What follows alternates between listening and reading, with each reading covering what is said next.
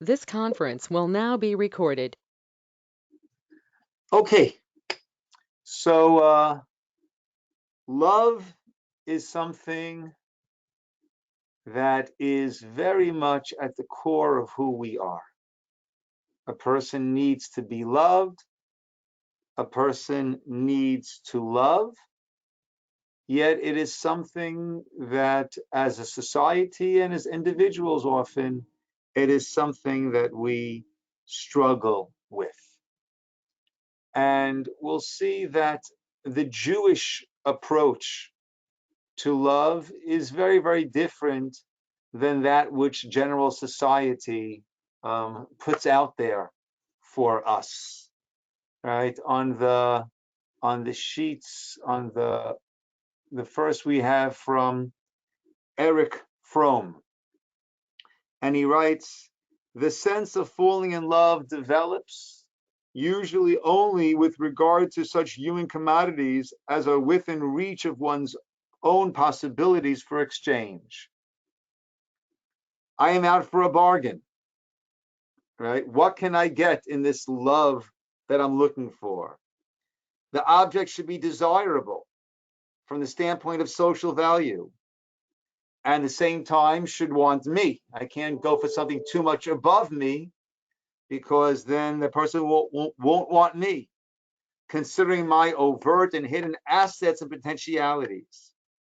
Two persons thus fall in love when they feel they have found the best object available on the market, considering the limitations of their own exchange values.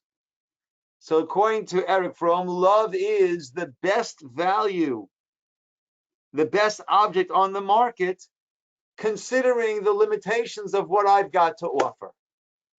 Now, to me, that sounds more like a business exchange than love.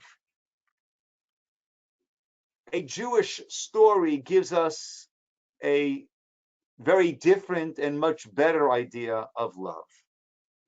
Rav Leib Chasman, the spiritual supervisor of the Hebron Yeshiva, once saw a student eating fish with great relish. Tell me, young man, do you love fish? The student answered, oh, I love fish. If you love fish, replied Rav Chasman, then you should have cared for the one on your plate. You should have fed it, taken care of it, tried to make it happy. Instead, you are devouring it.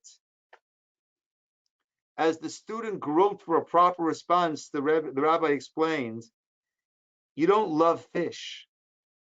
You love yourself. You love the feeling that eating fish gives you.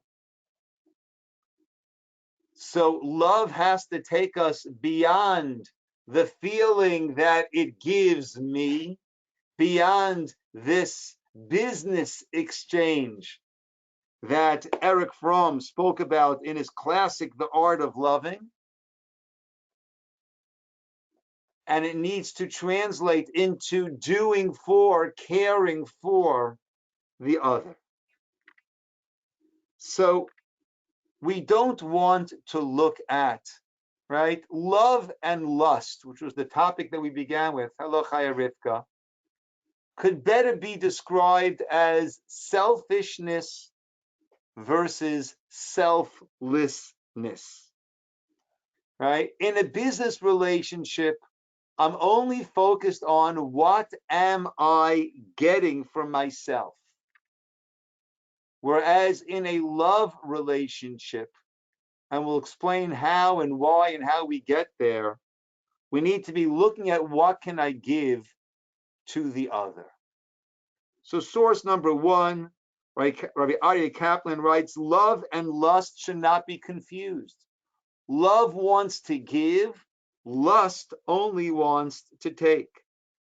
Love is a reciprocal sentiment. I identify with the wants and the needs of the one that I love. When the Torah provides a paradigm of love, it says you shall love your neighbor like yourself.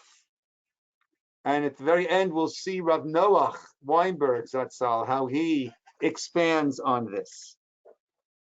But Rabbi Kaplan points out when the Torah provides a paradigm of love, it says, love your neighbor like yourself. Love means feeling about another person exactly the same as one feels about oneself. When you love a person, the person's happiness is as important to you as yourself, as your own happiness. And therefore, your happiness will come from their happiness. And I'm willing to give to the other even when it ends up taking away from me, from my convenience, from my time, from whatever it might be, because I am vested in their happiness. Rabbi, Yes, Steve. This seems to take it away from physical expression and more emotional expression, Good. and that could be applied both to men and women, adults and children. Correct. Yeah. Correct. That is very true. And then we will work our way into the spousal relationships.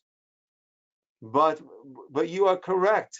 You are correct. It does not need to. It is not limited to spousal relationships at this point. We will discuss once we reach that point. But you're making a very valid point. The Michtam Eliyahu, Rabbi Eliyahu Dessler, he famously speaks about that which causes love. And he writes, we'll go straight to the English, the love between man and woman is a fascinating phenomenon. The source of this love is the fact that they complement one another. For God created men and women incomplete on their own. As the sages say, a person unmarried is not in a completed state. That's one of the famous jokes that we rabbis like to make under the chuppah, right? That a person before they're married is not complete. Now you're finished. Okay, sorry. Right? So a person is incomplete on their own. The completion they bring each other creates love, since, as we've seen previously, giving to another fosters love. Rav Dessler speaks about this at length, right? We would think that a parent-child relationship. So who loves who more? So a parent loves the child more than the child loves the parent. And all of us who have been both children and parents, I think, will attest to this, to the validity of that phenomenon, right? And the reason being, according to Rav Dessler's formula, is very simple. We love the one to whom we give. And in a parent-child relationship, the parent is giving a lot more to the child than the child is giving to the parent. So in each case, each generation, the parent loves the child more than the child loves the parent. Giving to another fosters love. The love that exists between them makes them want to give happiness and satisfaction to each other. Rav Dessler says, I say to couples at their wedding as follows: take care to always wish to bring joy and pleasure to each other as you do now. And be aware that the moment you begin making demands on each other, happiness will escape you. The proper relation between man and woman is when they both have developed the quality of giving. When they achieve that, their love will continue and their lives will be filled with happiness and satisfaction. Now, we're not saying that giving is the only motivation to enter a relationship. If that were the case, we would find the most needy person that we can and enter a relationship with that person. And that's not how we go about doing it. And that's normally not what works. But we're saying that it is one of the key factors. Okay. Rav Kaplan source number 3 again writes, love of another's essence. And yeah, Steve, this will go into some of the parent-child love, some of the non-spousal love cases also. The most perfect love in the world is between parent and child. A mother holds an infant in her arms. Her heart overflows with the most unique love. Not because she expects anything from the child, but because this child exists. Love between parent and child exists because parent and child feel like one. And the bond between a man and a woman is a reflection of this. The Torah teaches us that man and woman were originally created as a single androgynous unit. God then separated the two, making them into two independent persons. Man and woman began as a single entity, and togetherness is a natural tendency to be. Adam recognized this as soon as Eve was separated, and he said, Etzem me atzamai, basar me bisari, a bone of my bones, flesh of my flesh. Adam was saying that when a man marries, people marry, they take the natural love that one has for parents and directs it toward spouse. Because the same way, the Talmud never teaches one's wife is like one's body. In a perfect marriage, a man loves his wife like his own body. When love is perfect, man and wife are like a single person. All barriers, no matter how insurmountable, can be overcome by this love. The Gemara gives the parable and describes it, that when the love between us was intense, we could have laid together on the edge of a sword and been comfortable. And when the love has left, the bed could be the size of Garmide, the Gemara says, we'll call it a football field, and there's not enough room on it for the two of us. So really what's happening in a relationship, and certainly marriage is a relationship that brings this out to a great degree, that it forces us to overcome selfishness and forces us to be selfless. Leichter, number 4, true love is to carry the burden of another. We call that nosei ba'ol chaveiro, recognizing there is another individual here, but I'm together with that person. So it doesn't deny individuality, but it overcomes selfishness. I am identifying with another person, and my joy emanates from the happiness and the security that this other person is feeling.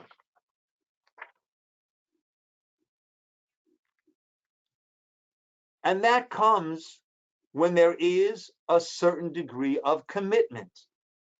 And again, this exists in spousal and non-spousal relationships, friendships, bonds, but this is to the greatest degree in a marriage relationship because of that idea of the commitment. Once again, number 5, Aryeh Kaplan, love usually grows in stages. To say I love you is a tremendous commitment, leaving a person very vulnerable. If it's not reciprocated, right? If there is this very, very loud silence that follows when one says, I love you, that person then feels hurt and foolish. The process of falling in love, therefore, usually proceeds step by step. Even when the feelings inside are strong, its communication follows a slower course. First, there are tentative statements. If the responses are correct, the statements become stronger. You're very nice. I like you. I love you. We need to have that security. I always compared it, a relationship to going out, climbing a tree and going out on the branch. And you slowly go out on that branch and you have to keep testing the strength of that branch before you venture out any further.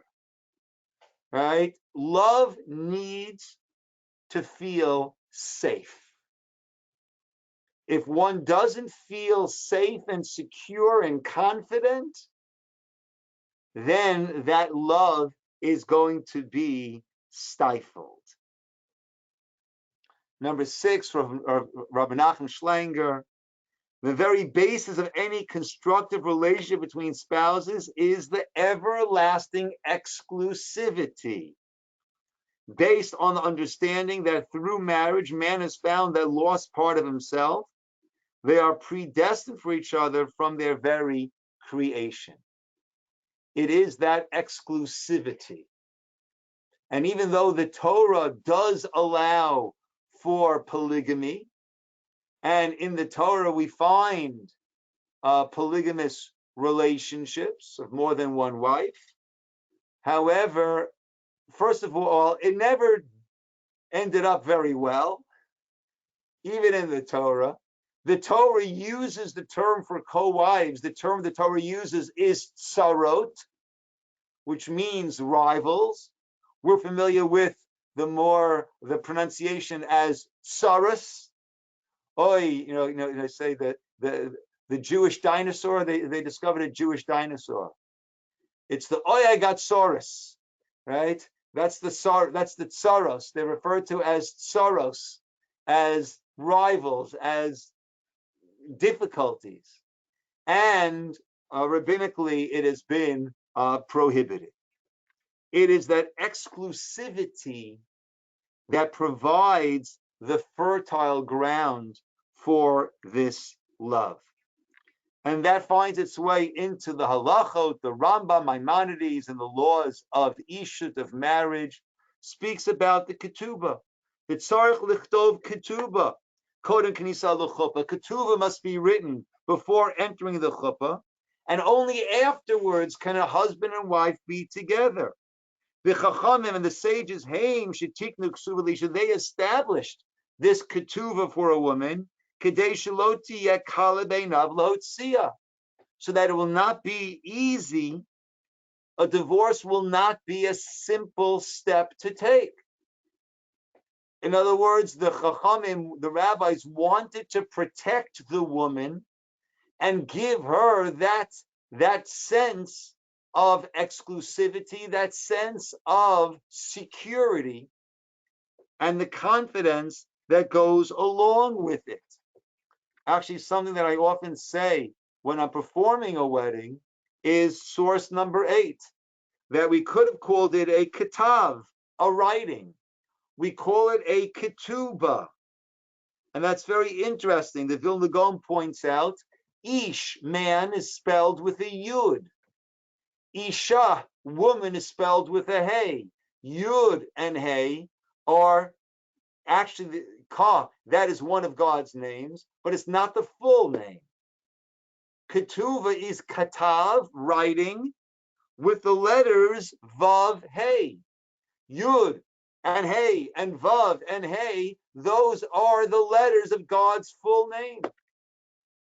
And that is where the God's presence is there in the marriage. And that is what gives the security. That is what gives that sense of permanence to it. We're all familiar with infatuation, right? We fall for somebody. There is a certain degree of infatuation. And that's been very aptly described to when you're building a fire. You need to have the kindling wood. And only then can the logs actually ignite. Infatuation is the kindling, and the logs, that is love. And we can't really get to love unless we have that attraction and that infatuation. You try to light the log right away, it doesn't work. However, if all you have is the kindling, then we know it's going to be a very short-lived fire. And the passion goes out. To quote the Eagles, after the thrill is gone, then you're not left with all that much. Rabbi, may I ask a question, please? Sure, Steve. We have shidduchim made in certain segments of our community where the people perhaps don't even really know each other all that well. And yet they're brought together in this marriage that you've been describing, and how can that work in the same way as if people who meet and come to love each other from knowing each other? Yeah. So I would just clarify. You're making a good point again, Steve. I would clarify and say that it's only in pretty extreme Hasidic circles where they don't really have a chance to get to know each other almost at all, right? Even in the most yeshivish circles, they're going out for months, right? And that certainly allows for the infatuation. And an important point to keep in mind is that before the shidduch is even made, a lot of the groundwork is done already. Meaning, right, what type of home do they want to have? Right, where do they want to live? They want to live here. Do they want to live in Israel? Do they want to have a learning or a working? What are the husband's plan? What are the plans? What does she want her husband to be doing? What does he want to be doing? And a lot of the groundwork has been done already, meaning the shidduch will be made when the two of them want the same thing in life. Then it's a matter of compatibility. Am I attracted to this person? Do I enjoy spending time with this person? And realizing that, yeah, it will grow over time. We never want to say to a groom and bride, you should always be as happy as you are today. No, you should become a lot happier than you are today. Today, you hardly know each other.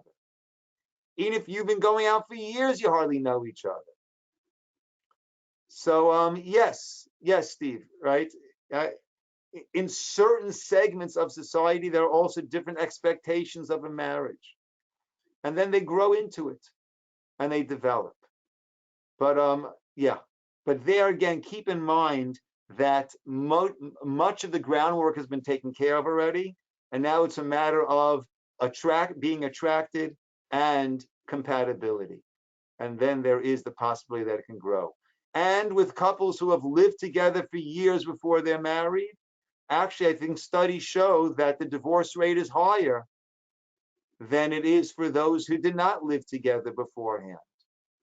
And a big part of that is what we mentioned before about that exclusivity, making that commitment and giving that sense of security.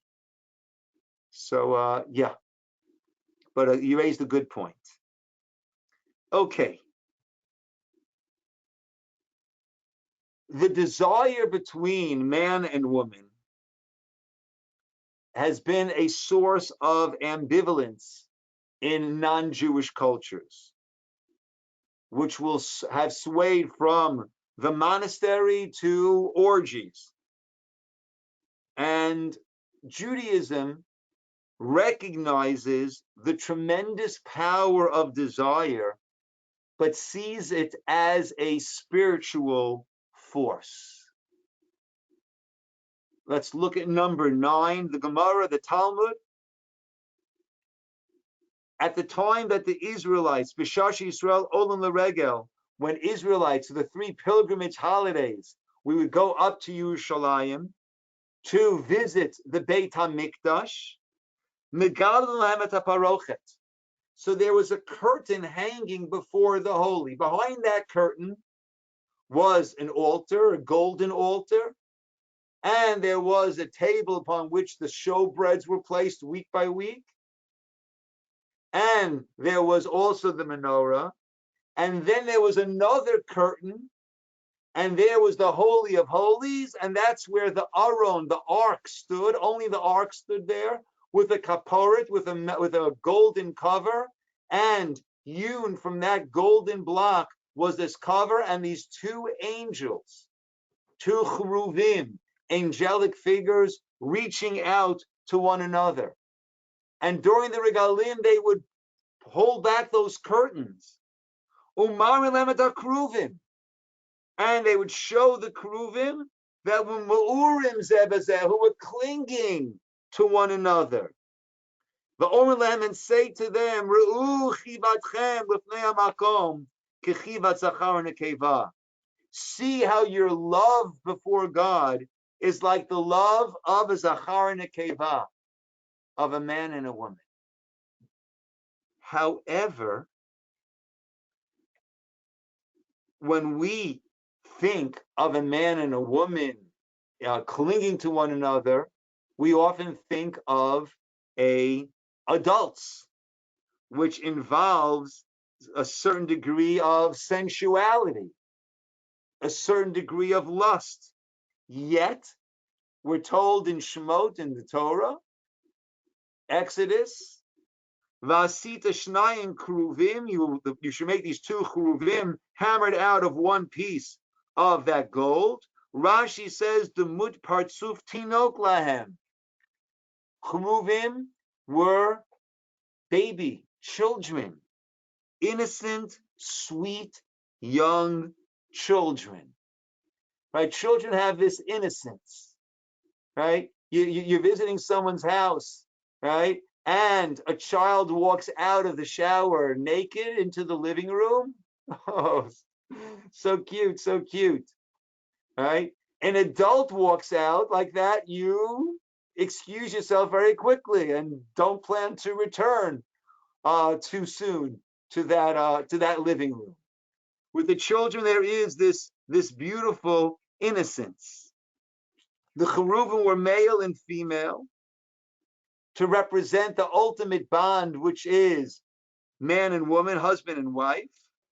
Yet it was absent any of that lust and that sensuality. And that's what number 11, Rabbeinu Bachya points out. Theoretically, one cheruv could have looked like an adult, the other like a small child. Father and son, mother and daughter. Father and daughter, mother and son. This would have demonstrated that his love for Israel was like the intense love a parent has for a child. But he wanted to give a metaphor of a physical attachment that none can surpass, insofar that it is impossible for anything to come between it. This attachment is stronger in the youthful years. All this is in order that we should know and understand that God's attachment with us is great and strong without any intermediary. As we learn in Pirkei Avot, and much of love in society today is built on the physicality.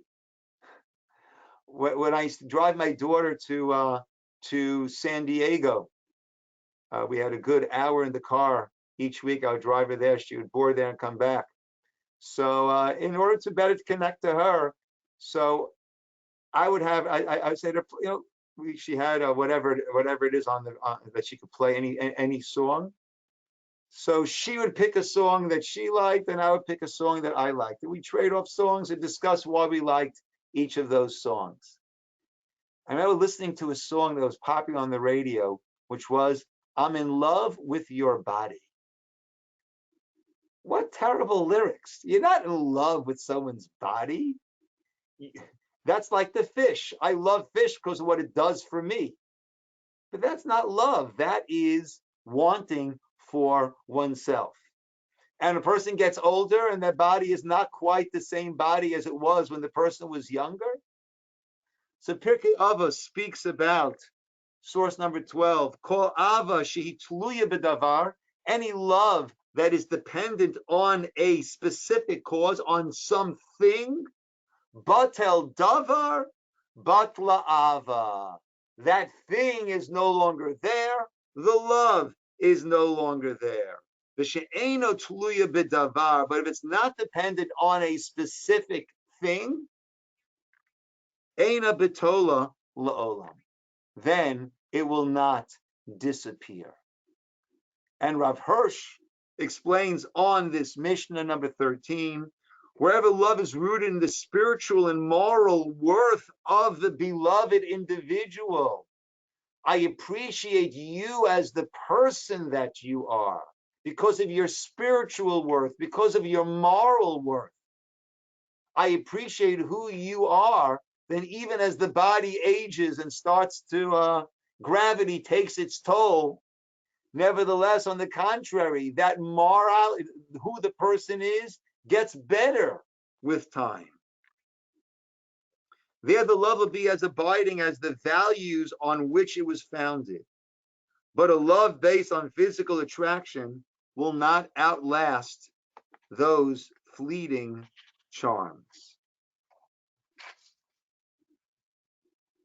Yeah, if it's just based on a thing, those things fade.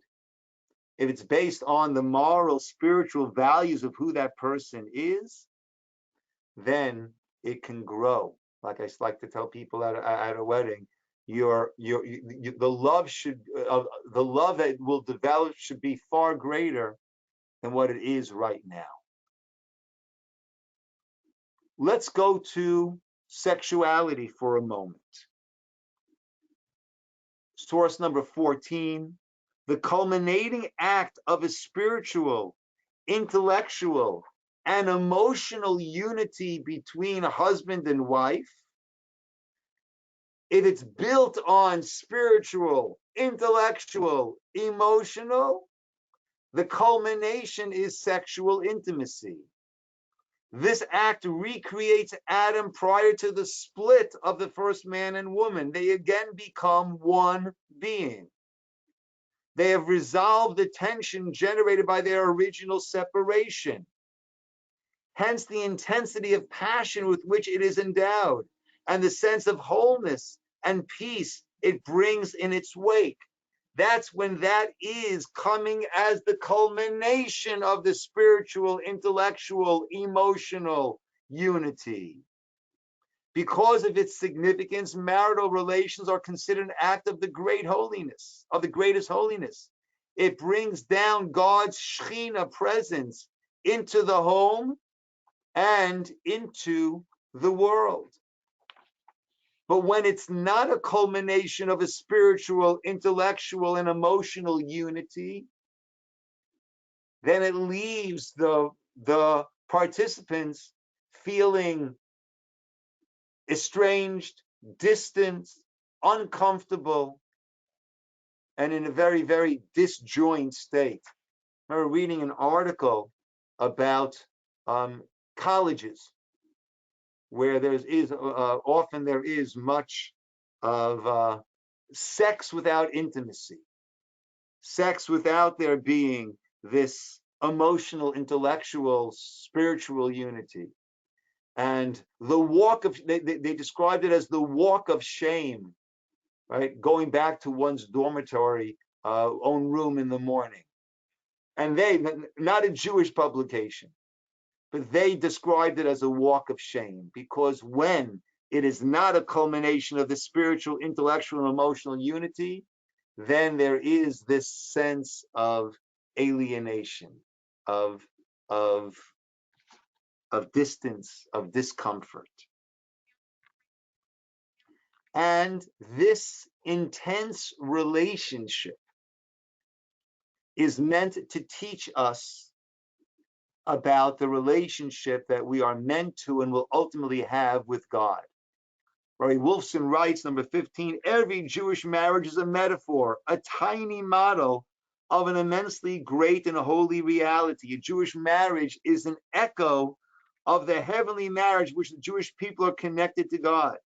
In the writings of the prophets, God is often described as the groom and the Jewish people as the bride.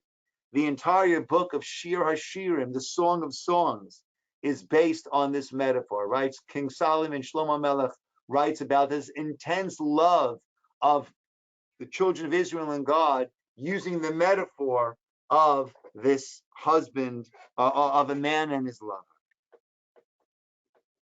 And Rabbi Kaplan writes again in source number 16, when man was first created, the Torah says, God created the human in his image. In the image of God, he created them. Zachar nekeva bara'am, male and female, he created them. Interesting. So what is the image of God when it's Zachar and nekeva? Neither male nor female alone is in the image of God, only both of them together. An interesting interpretation. When the man and woman are together in perfect harmony, that is a form. They form the image of God. God is the creator of all things. Moreover, God's creation of the world is seen as an act of love and altruism. The only time a human being can emulate God as creator is when one comes together with one's spouse. Then just as God created life, they too can create new life. They are then called, the Gemara says there are three partners in the creation of a child. There's the father, there's the mother, and there is God. That is why both man and woman have this desire to unite, to manifest this image of God. And that is how we, besides being godlike in our creating another human being, in our creating, but God is the epitome of a giver.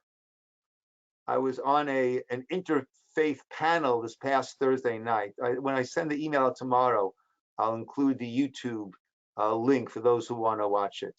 And it was Abraham, the binding of they couldn't say, right? Abraham's sacrifice, talking about Akedas Yitzchak, according to different views.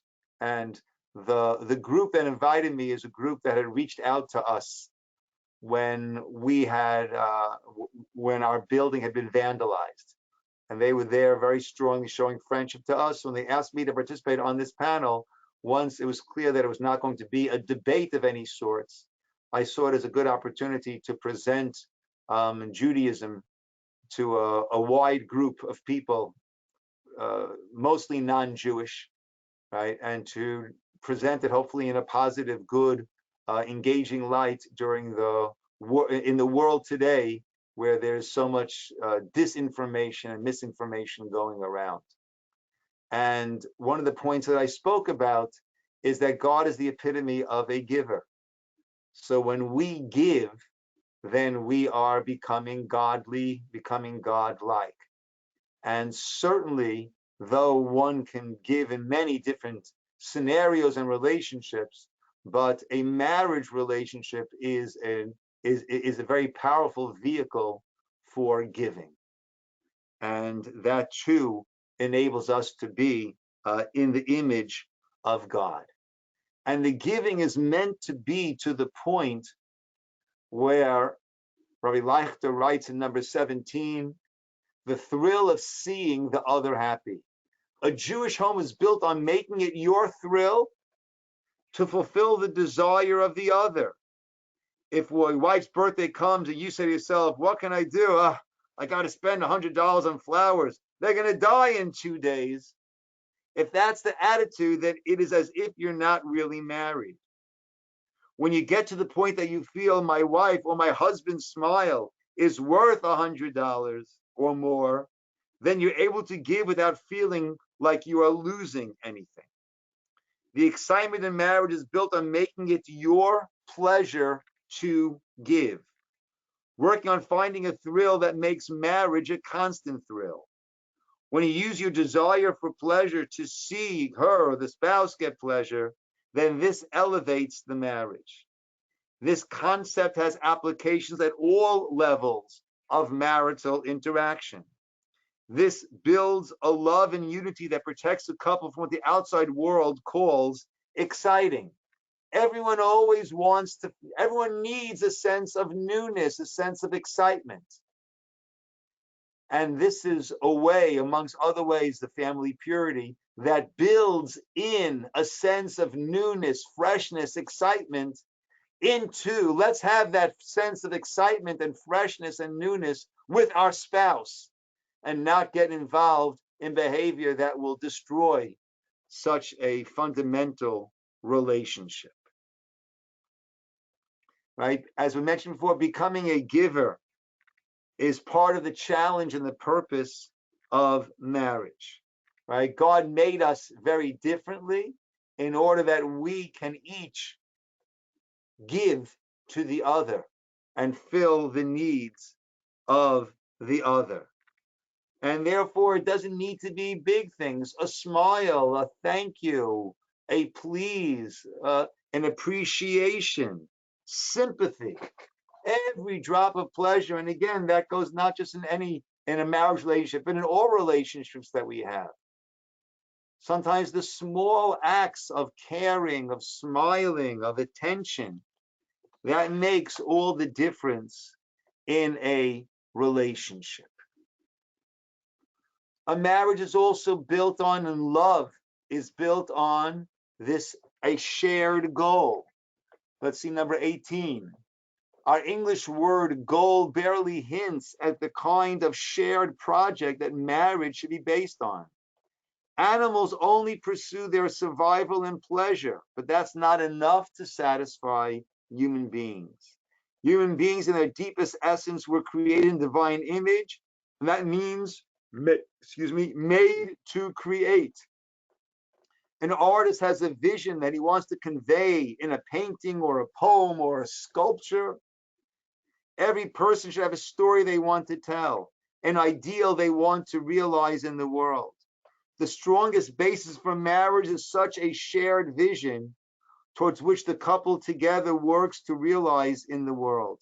That should be their goal. And that comes back to the excellent point that Steve brought up earlier.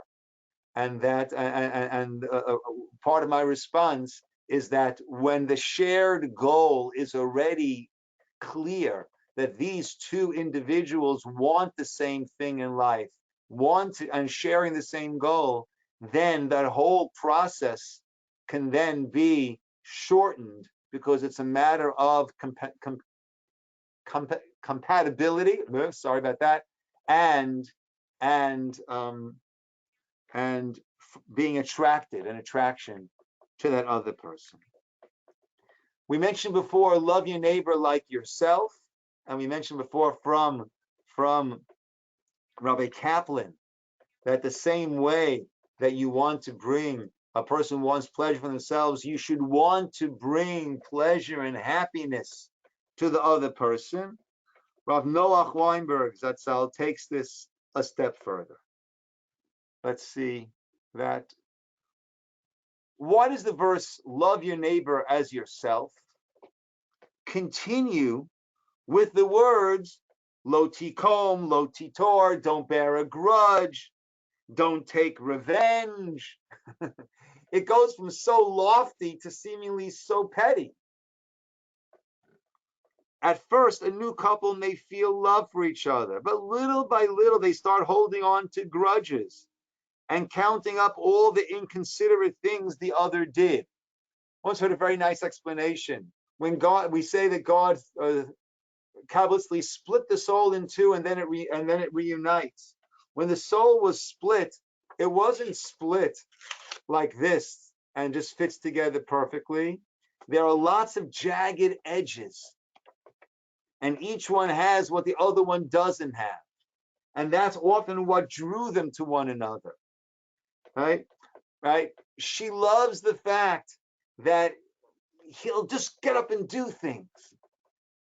But the very thing that can be attractive at a later point can be, oh, he's so impulsive. I can't rely on him. So each midah, each thing can be viewed in a positive or a negative, right? I love the fact this person is so steady. I can always rely on this person. A few years later, oh, so boring. So boring. Right? Mr. Peabody, right? Everything can be viewed in a positive or in a negative. And the grudges start to build up. They begin to drift apart. After a few years of this, the love is dead. The couple divorces. The verse is telling us that the love means becoming like one body. Imagine a person who accidentally cuts his hand with a knife. Should the other hand take revenge? Should the cut hand take revenge on the hand holding the knife that cut it? Of course. As a parent, we know how to control ourselves. If a child screams at us, right, the child starts hitting us, kicking us, we still love the child. The offense is forgotten in minutes. We don't hold on to it. This is the quality we need to learn and work on in order to love each other. Sometimes you may not feel you love your new spouse. Our feelings are not a true barometer for whether we love someone. Our commitment to give to another, even when it is hard, is a much better sign of love. You can have a mother who's having a very difficult time raising her young children. If you say to her, I'll pay you $1 million and I'll take these bratty kids off your hands, Rav Noach writes, she'll throw pots and pans and chase you from her house. She won't get, the kids are driving you crazy. She'll never dream of giving them up. She loves her kids, even though she may be challenged by them. You love someone you are ready to give to, even when it's not easy. Taking pleasure in the ones we love can take time to learn. We can teach this mother how to feel pleasure in the fact that she loves her children. It may take a while, but she won't divorce them in the meantime. She's committed to loving them even when she doesn't feel it. And Rav Noach, I think very brilliantly, defines love, the pleasure of identifying people with their virtues. I love someone. I'm filled with the love for that person. Does that person not have things that are annoying? Does that person not have faults? Of course they do. But we choose to identify with their virtues. We decide when I look at this person, I don't see those aspects that can be annoying. I see the beautiful, virtuous aspects that they have. And that is what, again, most magnified in a marriage relationship, but in all relationships that we have. It's a matter of looking to give. It's a matter of sharing goals, respecting them as for their morals, for who they are as human beings. And then, most importantly, because everyone has their virtues and also their faults, it's a matter of deciding, I will focus on their virtues. It's a decision that we can make. As I often say, we can decide to be happy, right? Two people, one person is thrilled with life, the other person is depressed over life. And they can be living the same life, having the same things. But where is the focus? What am I identifying with? And in our relationships with others, we focus, we identify on their virtues, on who they are. And that is how we build those relationships. In a marriage relationship, that is how the love, where it's not just the lust. The lust is, what am I getting out of it? The love is, what am I giving and getting pleasure from giving to this other person who I see as a part of myself. And again, beyond just marriage relationships, we say the entire nation of Israel are considered like one guf. Adam, atem Adam, the verse says, you are an Adam, you are like a being, like a person. And we need to identify the positive and recognize that when we're doing for others, they are an extension of ourselves, and to get our pleasure in giving as opposed to lust, which is pleasure in taking. Okay, my friends, we will call it over here. I will be away the next 2 Thursdays. So we will resume our lunch and learn on August 19th. I will be away the 5th and the 12th. So we will resume on the 19th, Bezrat Hashem. Rabbi, Yes. excuse me, sorry. What you have said really requires that individuals spend a lot of time with themselves, uh, understanding themselves, their goals, their outlooks, and working to perfect that, or to make it better Or before clarify. Yeah. before they're in a position to establish a lasting relationship with somebody else. Yeah. But how does our society, our group, our whatever, assist people in doing that self-evaluation?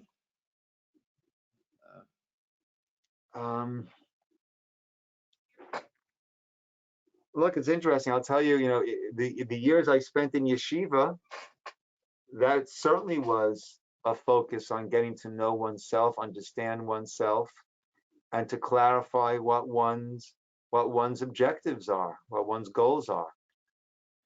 I got married, I was 20 and Natalie was 19. And when I approached my father, Zichrono Livracha, his response was so insightful. And he said, usually people don't get married at such a young age because they don't know what they're doing yet. They don't know where they're heading. They don't know what they want in life. So they get married at a very young age, and then he decides he wants this, she decides she wants that, and they're two trains traveling in a different direction. But he said that you and Natalie are both very clear on what you want in life, what you foresee ahead. See, he was got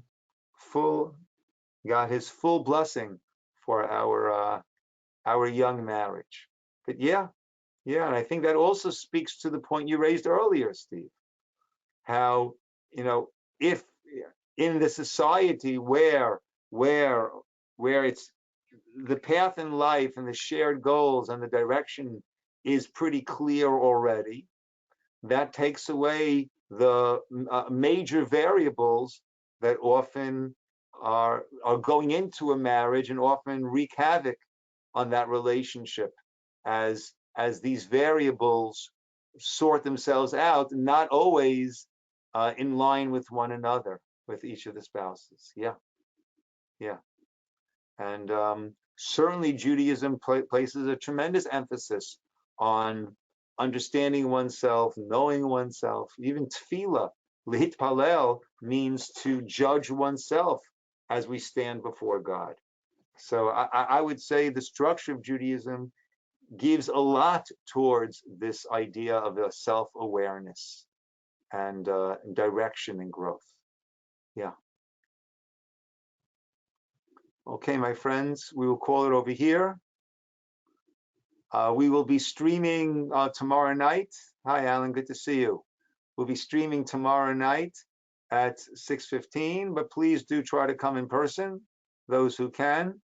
And let me wish everybody a Shabbat Shalom, a good Shabbos. Thank you. Thank you. Thank you. I'll be traveling on Sunday, going to a wedding on the East Coast of a nephew of mine. That's where I'll be away a good chunk of next week. Okay, everybody. Shabbat Shalom. Hope to see you, everybody.